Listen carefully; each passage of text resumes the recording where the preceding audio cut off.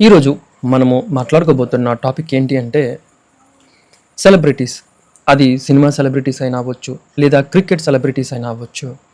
పెళ్ళైన కొన్ని సంవత్సరాలకే ఎందుకు చాలామంది విడాకుల దాకా వెళ్ళిపోతారు? ఎందుకు వాళ్ళు మన పెద్దవాళ్ళలాగా 20-30 సంవత్సరాలు కలిసి బ్రతకలేరు? ఎస్పెషల్లీ రీసెంట్గా పెళ్లి చేసుకుంటున్న స్టార్ హీరోస్ లేదా రీసెంట్గా బాగా పాపులర్ అయిన స్టార్ క్రికెటర్స్ చాలా తొందరగా ఎందుకు విడాకుల దాకా వెళ్ళిపోతున్నారు? వారి లైఫ్లో ఏం జరుగుద్ది? ఎవరి వల్ల ఇన్ఫ్లుయెన్స్ అయ్యి వారు విడాకులు తీసుకుంటారు?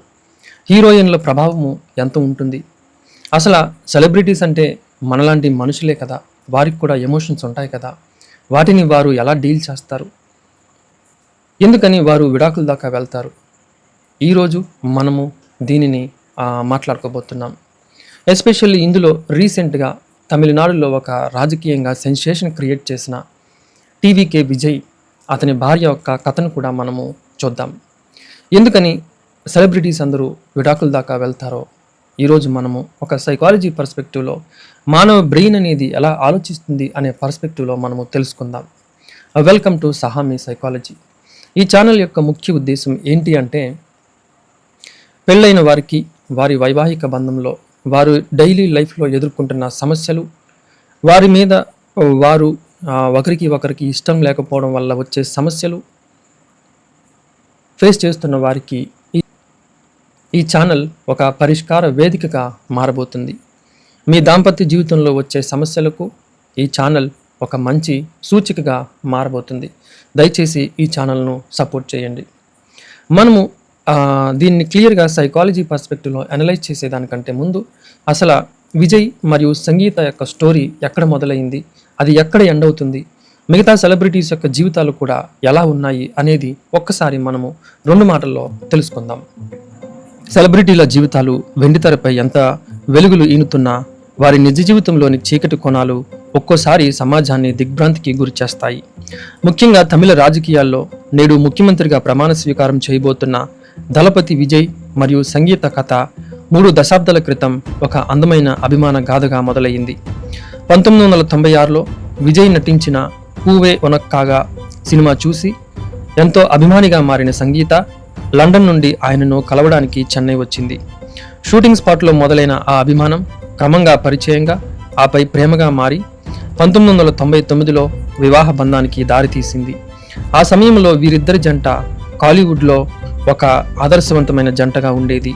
అయితే గత 26 ఏళ్లుగా విజయ్ వెంటే ఉంటూ ఆయన ప్రతి సినిమా ఆడియో లాంచ్లో ముందు వరుసలో కనిపించే సంగీత గత 2 ఏళ్లుగా బహిరంగ కార్యక్రమాల్లో ఎక్కడా కనిపించడం లేదు.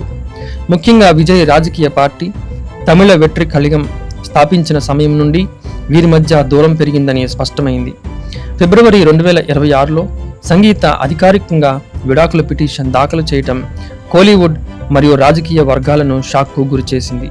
ఆయన రాజకీయాల్లో అత్యున్నత స్థాయికి చేరుకున్న తరుణంలో భార్య విడాకుల నిర్ణయం తీసుకోవటం చర్చనీయాంశమైనది. అన్యోన్యంగా ఉన్న జంటలు కూడా కాలక్రమేణా విడిపోవడం అనేది కేవలం విజయ్ విషయంలోనే కాదు, ఇటీవల కాలంలో మనం సమంత నాగచైతన్య లేదా హార్దిక్ పాండ్యా నతాషాలను వాళ్ళ విషయంలో కూడా చూశాము.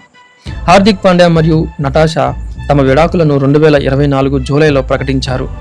విజయ్ లాగే హార్దిక్ కూడా తన కెరీర్ పీక్స్లో ఉన్నప్పుడు ప్రపంచ కప్ గెలిచిన కొద్ది రోజులకే ఈ నిర్ణయం వెలువడింది. అలాగే టాలీవుడ్లో ఎంతో ఆరాధించే జంటగా ఉన్న సమంత మరియు నాగచైతన్య కేవలం 4 ఏళ్లకే విడిపోవడం కూడా అభిమానులను కలిచివేసింది. పవన్ కళ్యాణ్ తన జీవితంలో 3 వివాహాలు చేసుకోవటం, ప్రతి దశలోనూ తన మార్గాన్ని మార్చుకోవడం కూడా సెలబ్రిటీ ప్రపంచంలో మారుతున్న విలువలనే సూచిస్తున్నాయి. కేవలం సినిమా వారే కాదు, ఇటీవల యుజ్వేంద్ర చహల్ మరియు ధనుశ్రీ వర్మల బంధం కూడా విచ్ఛిన్నం కావడం సెలబ్రిటీ స్టేటస్లో ఉండే ఒత్తిడిని తెలియచేస్తుంది. సెలబ్రిటీలు కూడా మనుషులే, వారు మనకంటే అధికమైన మానసిక మరియు సామాజిక ఒత్తిడిని భరిస్తారు.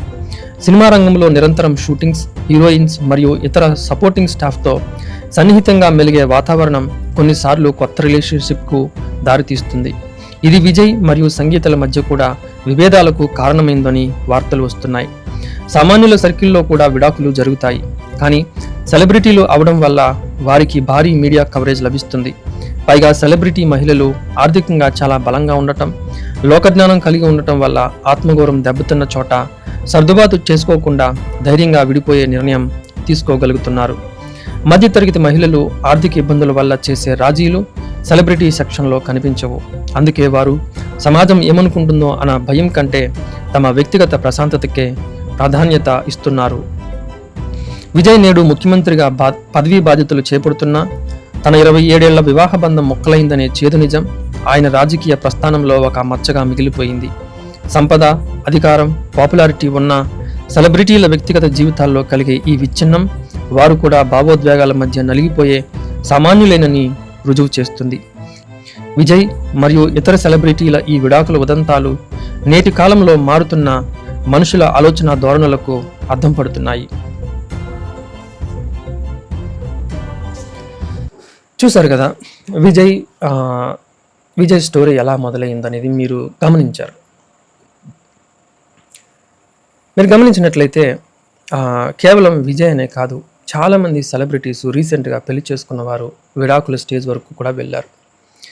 నేను అబ్జర్వ్ చేసిన దాన్ని బట్టి అయితే నాకు అనిపించిన మొట్టమొదటి రీజన్ ఏంటి అంటే, సెలబ్రిటీస్ ఎస్పెషల్లీ మూవీ స్టార్స్ వాళ్ళ లైఫ్ చాలా చాలా బిజీ షెడ్యూల్గా ఉంటుంది. అటు movie shootings, audio launch functions, pre release functions, తర్వాత సక్సెస్ ఈవెంట్స్, తర్వాత యాడ్ షూట్స్, ఇలా విపరీతమైన బిజీ షెడ్యూల్లో వాళ్ళ లైఫ్ గడుస్తుంది. సో ఎప్పుడైతే ఇంత బిజీగా ఉంటారో ఆబ్వియస్గా వారు వాళ్ళ ఇంట్లో ఉన్న భార్యకు, పిల్లలకు అంత టైము ఇవ్వలేరు. సో అటు భార్యకి ఇటు భర్తకి మధ్య ఎంతో కొంత గ్యాప్ వస్తుంది. ఈ గ్యాప్లో వారు సినిమా షూటింగ్ల వద్ద పరిచయమైన కొత్త హీరోయిన్లు కానీ, లేదా లేడీ టెక్నీషియన్స్ కానీ, లేదా ఎవరైనా ఇతర లేడీ స్టాఫ్ కానీ వారి మైండ్కి కనెక్ట్ అయితే వారి బ్రెయిన్కి ఏదో తెలియని ఒక రిలీఫ్ను, ఒక ప్రశాంతతను, ఒక కొత్త ఎక్సైట్మెంట్ని, ఒక కొత్త రిలేషన్షిప్స్ని వారి బ్రెయిన్కి అలవాటు అవుతుందన్నమాట. సో ఆబ్వియస్గా మన మానవ బ్రెయిన్ అనేది ఎలా పనిచేస్తుందంటే, ఆ పాత రిలేషన్ కంటే కొత్త రిలేషన్ని చాలా ఎక్సైట్మెంట్తోనూ చాలా క్యూరియస్గాను తీసుకుంటుందన్నమాట. అందుకే ఒక సినిమా కావాలంటే సుమారుగా 6 నెలల నుంచి సంవత్సరం వరకు కలిసి ఆ హీరో మరియు హీరోయిన్ ఇద్దరు కలిసి షూటింగ్స్ చేయాలి. సో ఈ 6 నెలలు, ఈ సంవత్సరం గ్యాప్లో వారిద్దరి మధ్యన ఏర్పడిన ఆ కొత్త బంధం కాస్త ఒక కొత్త రిలేషన్షిప్గా మారుతుంది. ఆ కొత్త రిలేషన్షిప్ కాస్త ఒక కొత్త ప్రేమగా మారుతుంది. సో ఆబ్వియస్గా ఆల్రెడీ భార్యాభర్తల మధ్య గ్యాప్ ఉంది, అలానే ఇంకో కొత్త పరిచయం మొదలైంది. సో ఆ గ్యాప్ కాస్త మరింత పెద్దగా అవుతుంది. ఇది కేవలం సెలబ్రిటీస్కే కాదు, దీనిని మన సాధారణ లైఫ్ని కూడా అన్వయించుకోవచ్చు.